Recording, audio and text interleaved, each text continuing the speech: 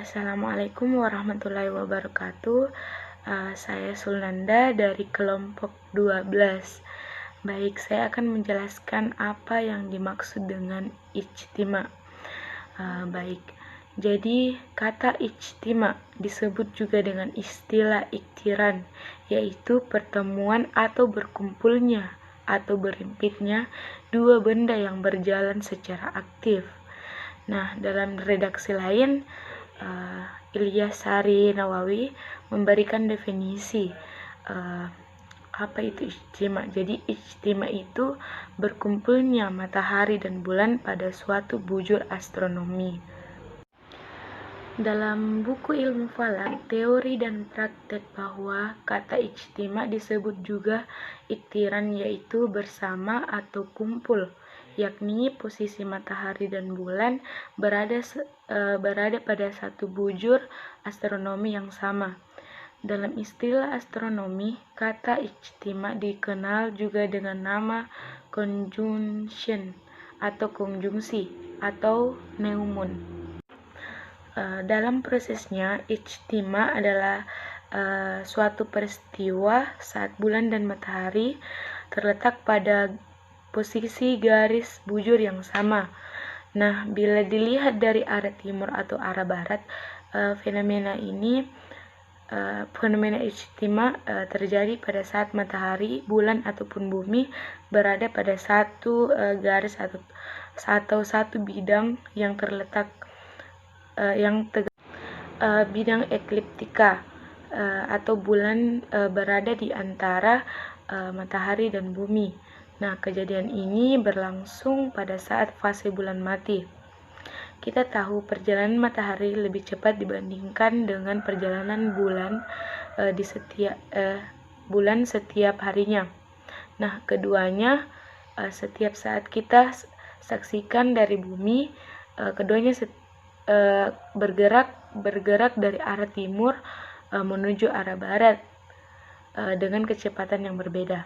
Nah, kemudian proses ijtima bisa kita ibaratkan dengan dua buah jarum jam yang terus-menerus berputar mengelilingi piringan jam tersebut. Nah, karena kecepatan kedua jarum jam ini tidak sama, maka suatu ketika pasti keduanya akan mengalami peristiwa, yaitu bertemunya kedua jarum jam pada itu. Nah, peristiwa yang sama juga pasti dialami, yaitu bulan dan matahari. Nah, peristiwa terjadinya fenomena yang hanya memerlukan waktu sepersekian detik ini dikenal dengan sebutan ijtima, muhak, iktiran, konjungsi, bulan mati atau juga neumon.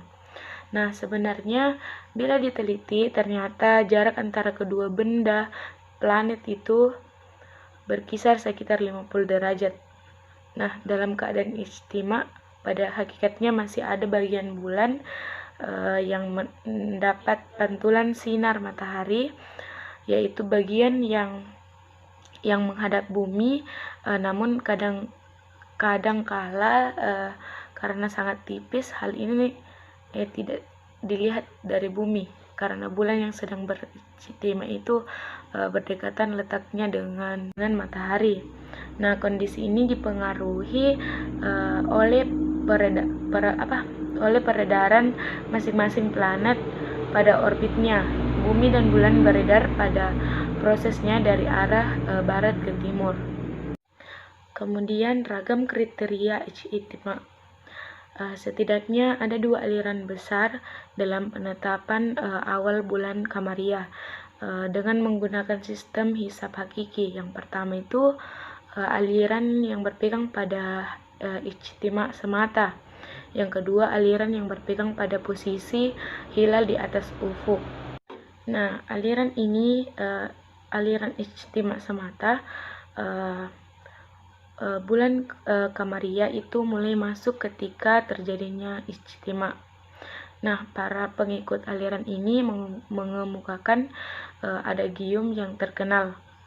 yaitu bertemunya dua benda yang bersinar, matahari dan bulan, merupakan pemisah di antara bulan. Nah, kriteria awal bulan atau new moon yang ditetapkan oleh aliran ijtima semata sama sekali tidak memperhatikan hilal dapat dilihat atau tidak. Dengan kata lain, aliran ini semata-mata hanya berpegang pada astronomi murni. Nah, dalam astronomi dikatakan bahwa bulan baru itu terjadi sejak saat matahari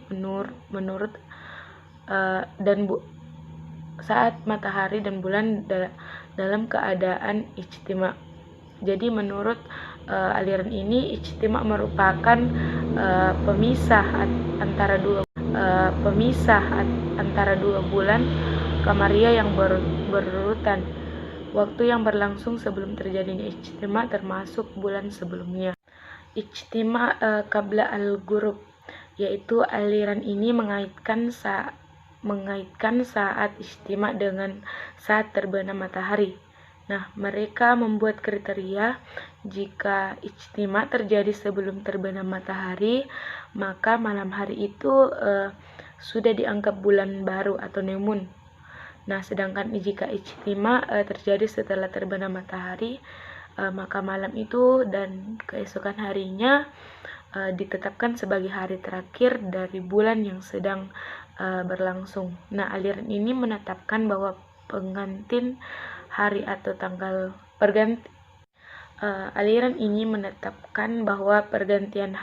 atau tanggal terjadi pada saat ghurub atau terbenam matahari.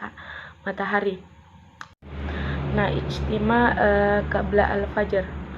Beberapa orang ahli hisab mensialir adanya pendapat yang menetapkan bahwa permulaan bulan qamariyah ditentukan pada saat ijtima dan terbit fajar. Nah, pendapat ini didasarkan atas pemahaman terhadap firman Allah dalam surah Al-Baqarah ayat 187.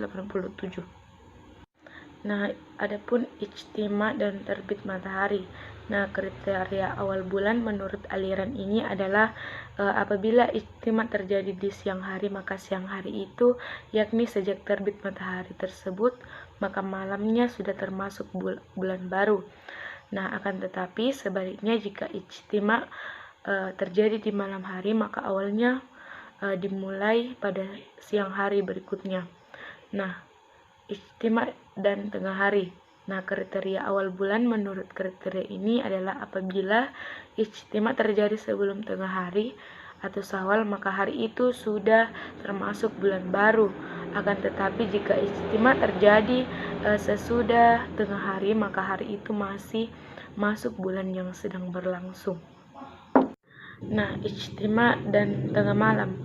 Nah, kriteria awal bulan menurut aliran ini adalah apabila ijtima terjadi sebelum tengah malam, maka sejak tengah malam sudah masuk awal bulan. Akan tetapi bila ijtima terjadi sesudah tengah malam, maka malam itu masih termasuk bulan yang sedang berlangsung. Kemudian ijtima dan posisi hilal di atas ufuk.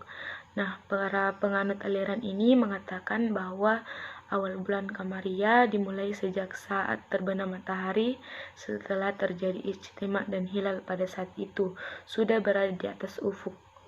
Nah, dengan demikian secara umum kriteria yang dijadikan dasar untuk menetapkan awal bulan qamariyah oleh para penganut aliran ini adalah yang pertama itu awal bulan qamariyah dimulai sejak saat terbenam matahari setelah terjadi ijtima, dan kedua hilal sudah berada di atas ufuk pada saat matahari terbenam. Jadi mungkin itu saja penjelasan. Assalamualaikum warahmatullahi wabarakatuh. Saya dengan nama Jusnaini dengan NIM 10900111925 dari jurusan Ilmu Falak A. Nah, di sini saya akan menjelaskan sedikit materi yang diberikan kepada saya, yaitu elongasi. Oke, baiklah. Untuk mengefisienkan waktu, kita simak materi selanjutnya.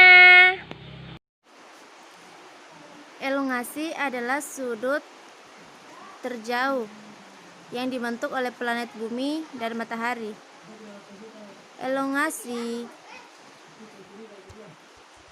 dalam maksimum 48 derajat dalam kurung Venus, dan luarnya adalah 180 derajat. Kedudukan planet Merkuri dan Venus tidak dapat mengalami oposisi dan elongasi 180 derajat.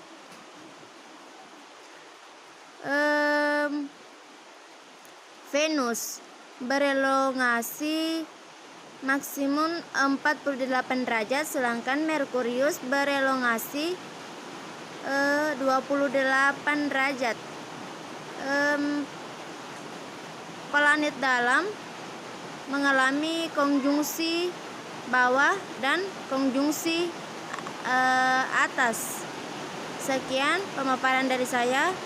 Assalamualaikum warahmatullahi wabarakatuh. Perkenalkan, nama saya Nur Afni Awalani. Di sini saya akan menjelaskan tentang kerendahan ufuk. Kaki langit atau horizon atau biasa disebut dengan ufuk, yang di dalam bahasa Arab disebut dengan istilah al-ufuk, ialah lingkaran besar yang membagi bola langit menjadi dua bagian yang sama. Nah, bagian yang di sini ialah bagian yang nampak dan bagian yang tidak nampak. Nah, singkatnya seperti ini perbedaan kedudukan kaki langit yang sebenarnya atau horizon dengan kaki langit yang terlihat oleh seorang pengamat.